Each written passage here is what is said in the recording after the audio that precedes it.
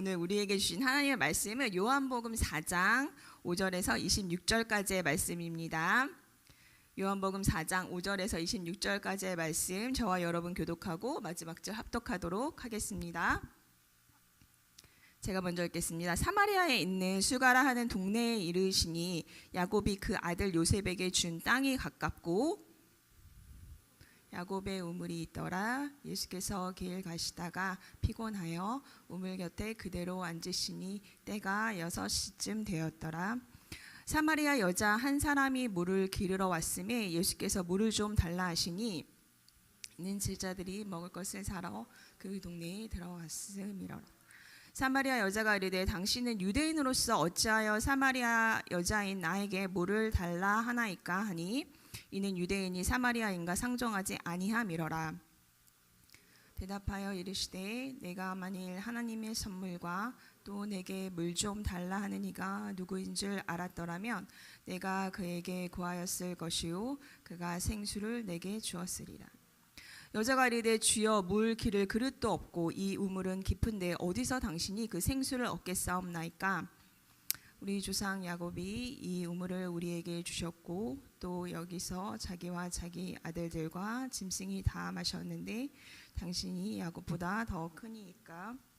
예수께서 대답하여 이르시되 이 물을 마시는 자마다 다시 목마르려니와 주는 물을 마시는 자는 영원히 목마르지 아니하리니 내가 주는 물은 그 속에서 영생하도록 솟아나는 샘물이 되리라. 여자가 이르되 주여 그런 물을 내게 주사 목마르지 않고 또 여기 물 기르러 오지도 않게 하옵소서. 이르시되 가서 네 16절 이르시되 가서 내 남편을 불러오라. 17절 여자가 대답하여 이르되 나는 남편이 없나이다. 예수께서 이르시되 내가 남편이 없다 하는 말이 옳도다. 너에게 5이 있었고 지금 있는 자도 내 남편이 아니니 내 말이 참되도다. 여자가 이르되 주여 내가 보니 선지자로소이다. 이 조상들은 이 산에서 예배하였는데 당신들의 말은 예배할 곳이 예루살렘에 있다 하더이다. 예수께서 이르시되 여자여 내 말을 믿으라. 이 산에서도 말고 예루살렘에서도 말고 너희가 아버지께 예배할 때가 이르리라. 우리는 알지 못하는 것을 예배하고 우리는 아는 것을 예배하노니 이는 구원이 유대인에게서 납니다. 아버지께 참되게 예배하는 자들은 영과 진리로 예배할 때가 오나니 곧 이때라. 아버지께서는 자기에게 이렇게 예배하는 자들을 찾으시느니라. 하나님은 영이시니 예배하는 자가 영과 진리로 예배할지니라. 여자가 이르되 메시아 곧 그리스도라 하는 이가 오실 줄 내가 아노니 그가 오시면 모든 것을 우리에게 알려주시리이다. 함께 읽겠습니다. 예수께서 이르시되 내게 말하는 내가 그라 하시니라. 아멘.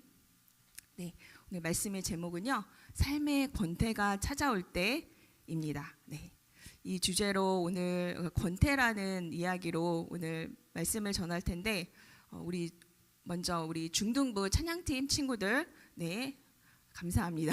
뜨거운 찬양으로 예배를 열어주셔서 저를 아시는 분들도 계시고 처음 뵙는 분들도 계시는데요. 제 얘기를 조금 하면서 말씀을 오늘 시작하고 싶어요. 저는 30살에 예수님을 만나게 됐거든요. 직장 동료 중에 신실한 크리스찬이 있었어요. 그래서 친해져가지고 이제 자주 저녁을 먹으면서 이야기를 나누게 됐습니다. 어느 날 이제 새벽에 노래를 듣다가 이런 생각을 하게 됐어요. 정말 하나님이 살아계시면 어떡하지? 그래서 이 친구가 교회를 나오라고 적극적으로 저에게 전도를 하진 않았었는데 제가 이제 그 친구에게 나도 예배 한번 가보고 싶다고 그렇게 해서 처음 교회를 찾게 되었습니다. 저는 교회를 가면서도요 사실 하나님 만나거나 예수님 만나거나 그런 기대는 없었습니다. 그런데 그 첫 예배가 아주 감격적이었어요. 일단은 저도 모르게 많은 눈물이 쏟아졌어요. 그래서 그냥 이렇게 우리 중등부 오늘 찬양단이 막 찬양할 때 그냥 그때 저도 모르게 막 많이 울었어요. 그래서 교회 처음 가자마자 이제 아주 사연 많은 여자가 됐습니다. 그리고 나서 이제 말씀을 듣잖아요. 그래서 말씀을 들을 때 제가 유레카를 외쳤어요.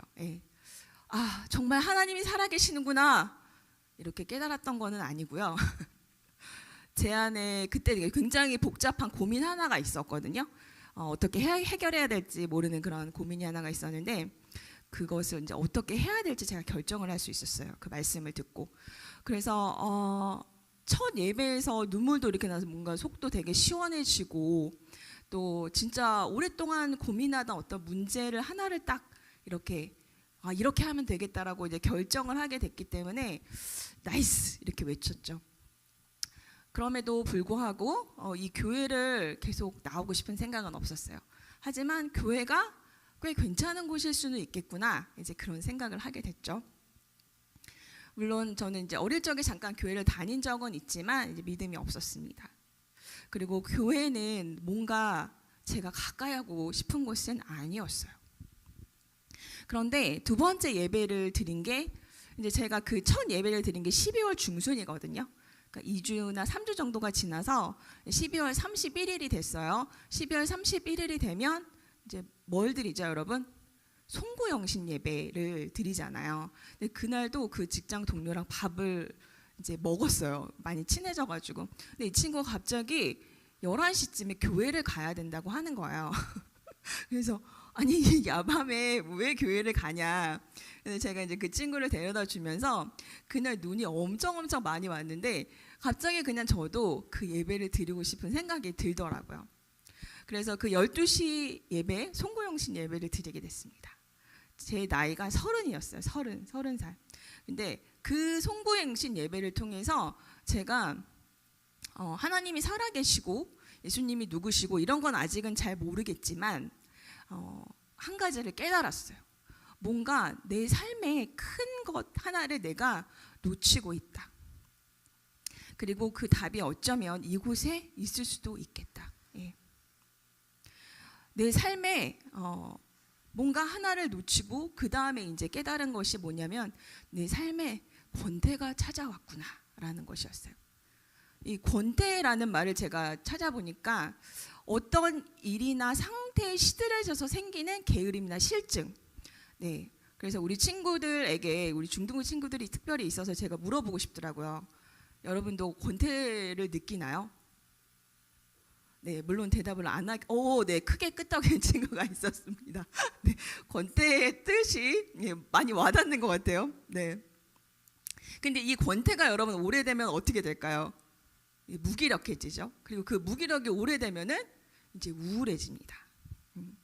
저는 제가 삶에 대한 소망이 별로 없구나를 깨닫게 됐습니다. 예. 여러분 혹시 이런 권태를 우리 중등부 친구들 느꼈던 것 같고, 예, 느껴보셨고 또 지금도 느끼고 계실 수도 있죠. 네. 근데 이 권태가 언제 찾아올까요, 여러분? 권태는요, 그 이전에 뭐냐면 열정기가 있었다라는 거예요. 뭔가 내가 열심히 추구했던 것이 있고 나서 그리고 나서 이 권태가 찾아오는 겁니다.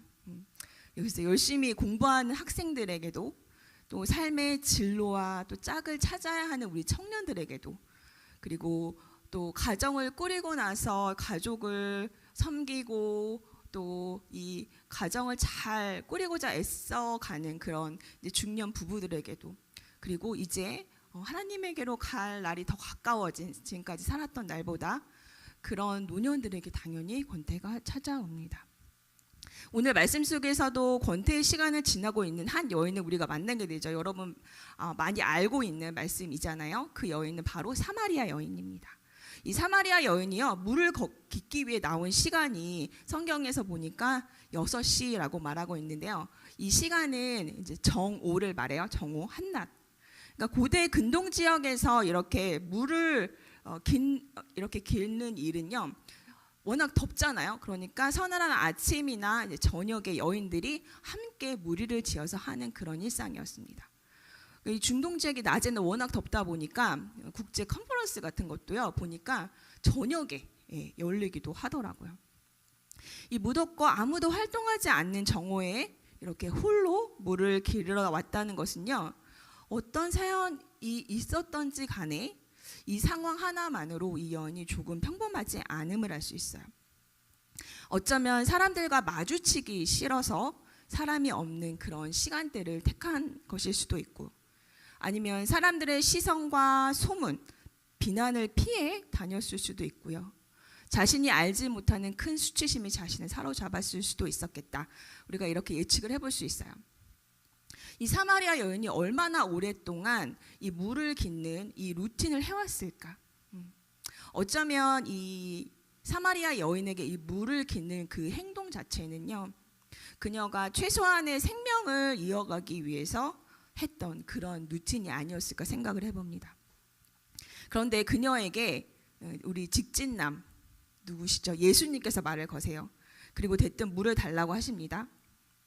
낯선 유대인 남자의 갑작스런 이 사적 공간 침입에 당황한 것이 분명해요. 그래서 이 여인이 이렇게 말을 하죠. 9절에 사마리아 여자가 이르되 당신은 유대인으로서 어찌하여 사마리아 여자인 나에게 물을 달라 하나이까 하니 이는 유대인이 사마리아인과 상종하지 아니함이러라. 네, 이 사마리아 지역은요, 과거에 북이스라엘이 아수르에 의해서 멸망을 당하는데 이 아수르 사람들이 이 사마리아에 있는 사람들을 강제로 이주를 시켰어요. 그리고 자신들이 정복했던 그런 다른 민족들을 또 이 사마리아 지역으로 데리고 와서 혼혈 정책을 펴니다.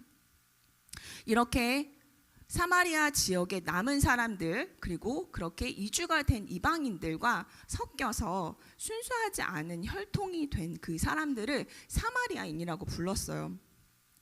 그리고 바벨론 포로기 이후에 이 유대인들이 예루살렘을 다시 재건할 때 이 사마리아인들이 참여하는 것을 거부를 했습니다.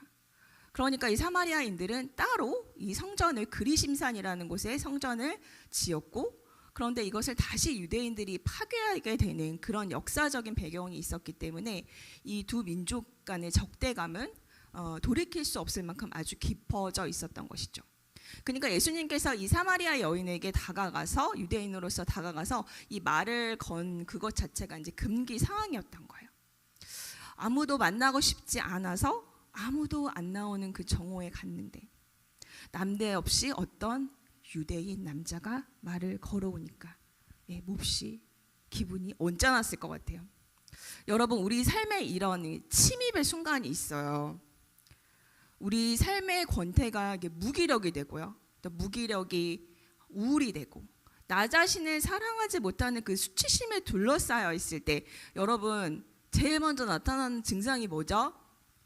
아무도 만나기 싫다. 아무도 만나기 싫다. 그래서 이제 혼자서 방에서 지나가다가 이제 혼밥 먹으러 갔는데 갑자기 어떤 사람이 내 앞에 앉아서 갑자기 말을 거는 거예요. 이런 순간. 그리고 뜬금없이 막 질문을 던져요. 나 진짜 혼자 있고 싶은데. 사마리아 여인에게 예수님의 다가가심이 이랬던 것 같아요.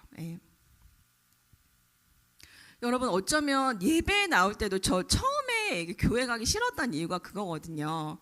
꼭 처음 가면은 일으켜 세우잖아요. 그리고 환영해주고. 그러니까 혼자 조용히 예배 드리고 싶은데. 하지만 우리가 이제 예수 그리스도의 복음을 받아들인 사람은요, 예수 그리스도가 우리 삶에 침입해 오신다는 거거든요. 예수 그리스도가 우리 삶에 침입해 오면은요, 내 존재가 이렇게 흔들리게 돼 있어요. 처음에 막 예수님을 정말 기쁘게 나를 정말 사랑하시는 그 예수님을 만나서 너무 좋기도 하지만 그 예수님이 마치 내 잔잔한 일상을 침입하시는 것처럼 내 존재가 이렇게 흔들리거든요. 그러면서 그 뭔가 이렇게 꽉 막혀있던 나의 존재를 예수님께서 침입하시면서 내 삶에 어떤 다른 깊이가 있는 것을 조금씩 깨달아가게 됩니다.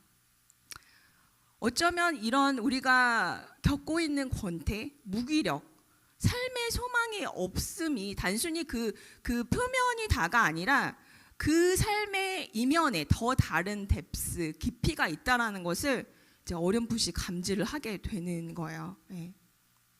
그래서 이 일을 사마리아 여인에게 시작하신 거예요. 누가요? 예수님께서. 그러니까 우리 삶에 어떤 더 근원적인 것이 있다라는 것을 보게 하기 위해서 하나님께서 도저히 우리의 힘으로 풀리지 않는 그 어떤 문제들, 어쩌면 삶의 권태를 넘어서 무기력해진 그 상황들, 그 목마름이 좀처럼 해결되지 않을 것처럼 보이는 순간까지 우리를 몰아가실 때가 있는 거예요. 분명히 신앙생활을 할 때도 그렇습니다. 이 신앙에도 권태가 찾아온다는 거예요. 예. 나만 이런가? 그냥 뭐 신앙생활 이런 거지. 나만 이렇게 생각하나?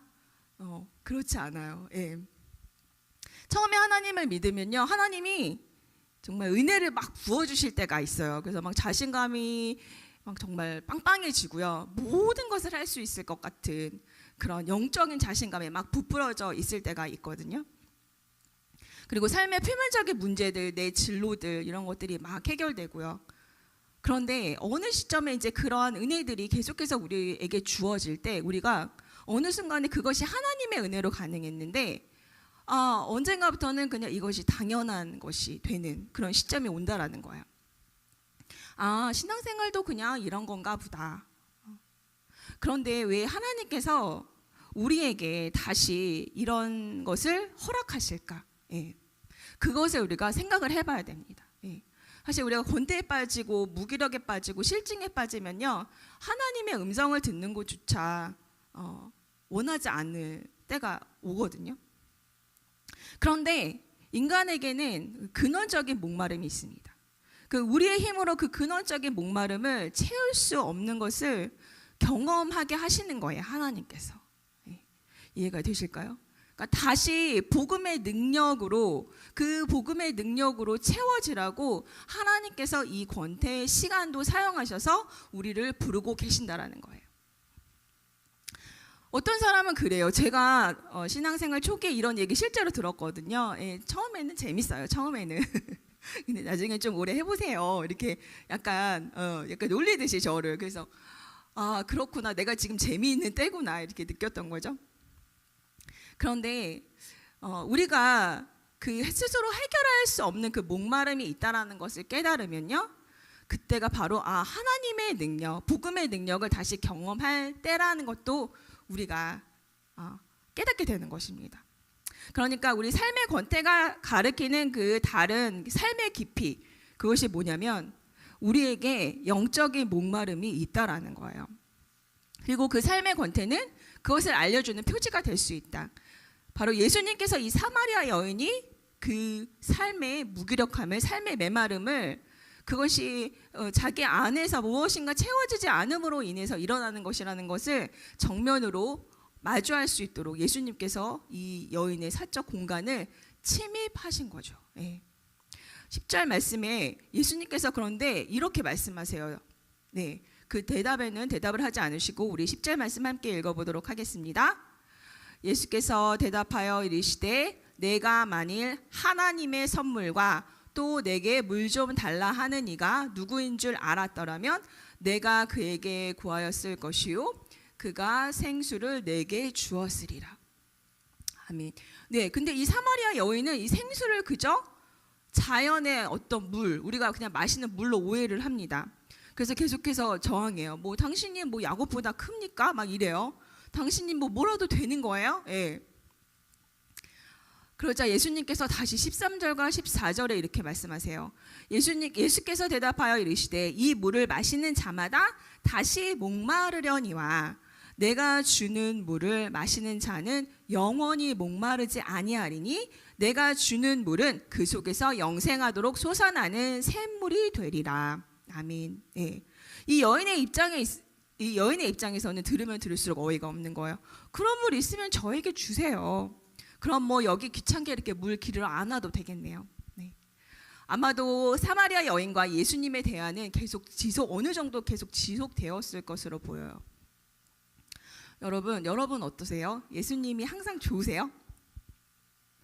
아까도 말씀드렸지만 예수님이 다가오신다는 건요, 그렇게 편하지만은 않은 일입니다. 오히려 여러분의 심기가 불편해질 수 있어요. 그리고 기도할 때 이런 분들 계시거든요. 뭔가 생각이 너무 많아져서 기도를 못하겠어요. 마음이 더 불안해져서 기도를 못하겠어요. 그러니까 뭐냐면 예수님께서 여러분을 침입하시는 겁니다. 왜냐하면 예수님을 따른다는 것은 우리가 살아왔던 그 방식을 돌이키는 거거든요. 그동안 우리가 살아왔던 삶의 방식과 철학과 습관과 신념, 가치관, 그 모든 것을 예수님께서 갈아엎으시는 그런 일들을 우리에게 행하신다는 겁니다. 그러니까 교회에 오면서 그냥 뭔가 교회 가면 내 상태 좀 좋아지면 좋겠다.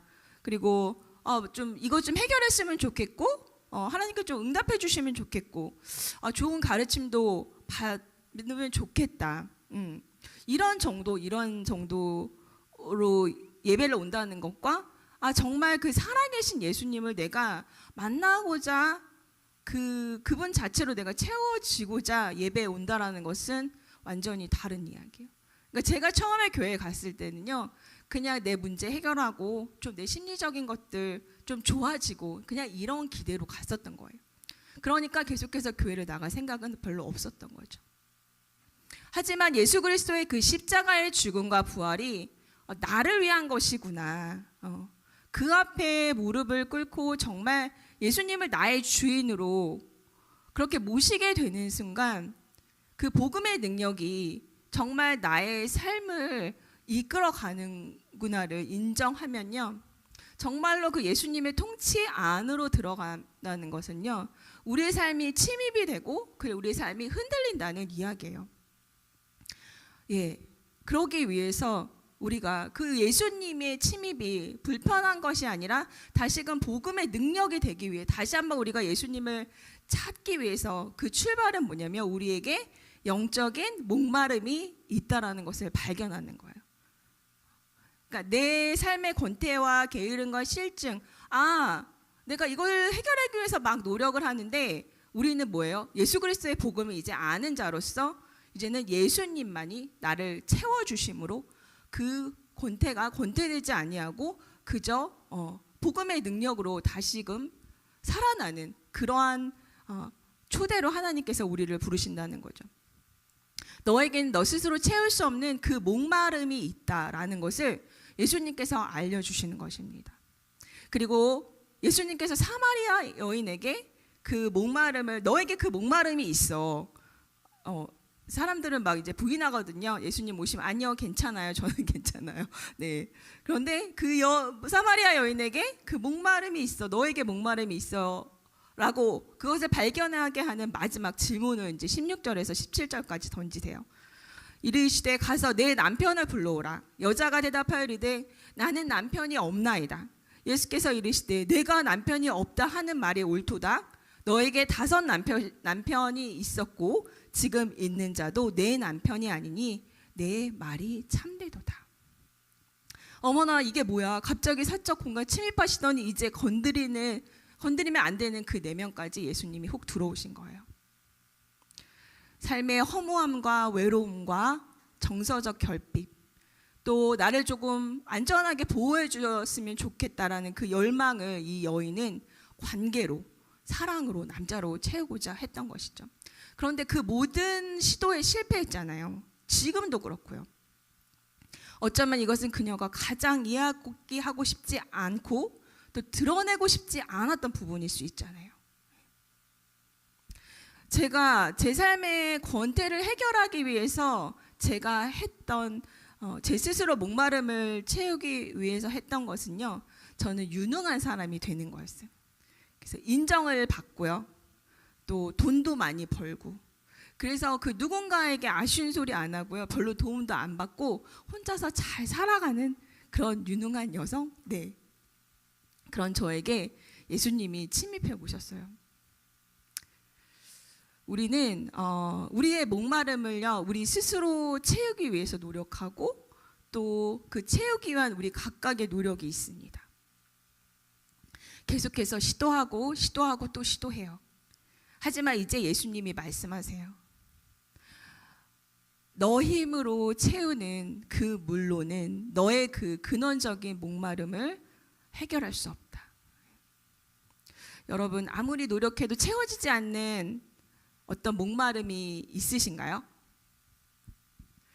이 부분만 채워지면, 이 부분만 해결되면 뭔가 괜찮아질 것 같은데, 진로의 문제, 돈의 문제, 건강의 문제, 관계의 문제, 이런 부분, 내 삶의 이 부분이 너무 지금 말라있다라고 느껴지는 부분, 어떤 부분이 있으신가요? 그리고 그 목마름을 해결하기 위해서 어떤 노력을 계속해서 하고 계신가요? 왜 하나님이 전처럼 나를 만나주시지 않지? 영적 권태를 경험하고 계시지는 않은가요? 그런데 복음은 우리에게 이미 약속했습니다. 4장 14절 다시 한번 읽어보도록 하겠습니다. 4장 14절 내가 주는 물을 마시는 자는 영원히 목마르지 아니하리니 내가 주는 물은 그 속에서 영생하도록 솟아나는 샘물이 되리라. 네, 그리고 요한복음 7장 38절에 이런 말씀이 있습니다. 함께 읽어볼까요? 나를 믿는 자는 성경의 이름과 같이 그 배에서 생수의 강이 흘러나오리라 하시니. 너에게는 영적 목마름이 있다. 그런데 그것은 너의 노력과 성취, 또 세상에서 잘 나가는 형태로 세상의 인정으로 해결되지 않는다. 오직 예수 그리스도, 그분 자체로만 채워질 수 있다. 그리스도를 참으로 예배하는 것만을 통해서 너의 목마름이 채워질 수 있다. 그래서 23절, 24절 이렇게 말씀하고 있습니다. 우리 크게 한번 읽어보도록 하겠습니다. 아버지께 참되게 예배하는 자들은 영과 진리로 예배할 때가 오나니 곧 이때라. 아버지께서는 자기에게 이렇게 예배하는 자들을 찾으시느니라. 하나님은 영이시니 예배하는 자가 영과 진리로 예배할지니라. 아멘. 예배는요, 우리가 교리를 배우는 정도로 끝나는 그런 시간이 아니고 또 좋은 가르침을 받는 그런 정도로 끝나는 시간이 아닙니다. 영생하도록 솟아나는 샘물, 바로 예수 그리스도가 우리에게 부어지는 시간이에요. 그분만이 우리의 영적인 목마름을 채우실 수 있습니다. 그 길을 이미 십자가를 그리고 그 부활을 통해서 그 길을 이미 여신 거예요. 25절 26절에 여자가 이르되 메시아 곧 그리스도라 하는 이가 오실 줄을 내가 아노니 그가 오시면 모든 것을 우리에게 알려주시리이다. 예수께서 이르시되 내게 말하는 내가 그라 하시니라. 여러분, 그 그리스도가 여러분 안에 계신가요? 아멘.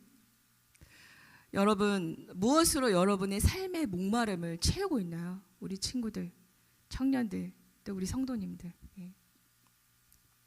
나의 노력과 열심으로 이루어낸 성공과 성취, 관계, 또 물질, 이 문제가 좀 해결된다면 좋아질 것 같은데, 그러나 내가 애쓰면 애쓸수록 그 갈증이 심해진다면 예수님께서 말씀하고 계세요. 나로 체험을 받아라. 내가 너 안에서 영생하도록 솟아나는 샘물이 될 것이다. 우리 그 예수님 자체를 찾는 모든 예배하는 여러분이 되기를 간절히 바랍니다. 여러분, 이 예배에 나오면서 무엇을 갈망하면서 나오셨는지 궁금합니다. 여러분, 예수님 그분 자체를 갈망하시나요? 네. 이것만 해결되면 괜찮아질 것 같은데, 다시 재밌어질 것 같은데, 그런 것들 있잖아요. 다 있거든요. 저도 있어요.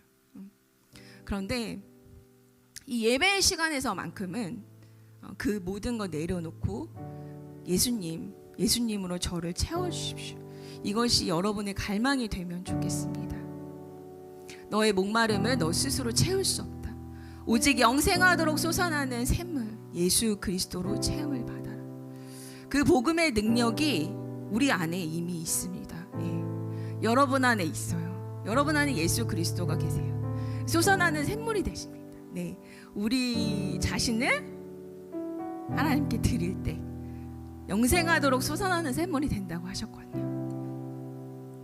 사마리아 여인에게 너에게 그 영적 목마름이 있다라고 말씀하신 그 주님. 그런데 예수님께서 이 여인에게 발견하게 해주신 진짜 목마름은요, 예배에 대한 목마름이었어요. 여러분, 예배에 대한 목마름을 가지시길 간절히 바랍니다. 그리고 이 예배에서는요, 오직 예수 그리스도로 채워지는 여러분 그 목마름이 여러분에게 있기를 바랍니다. 여러분의 삶의 문제, 그 다음에는 부차적인 것이 돼요. 여러분 안에서 생수의 강이 넘쳐날 때 여러분의 삶의 문제도 넉넉히 이겨낼 수 있을 거라고 믿습니다. 이 시간에는 그래서 우리가 다른 거 구하지 않고 오직 예수님 그 한 번만으로 체험받고 싶습니다. 그렇게 우리의 갈망을, 우리의 목마름을 우리 하나님께 드리면서 우리 충만 찬양 불러볼 텐데요.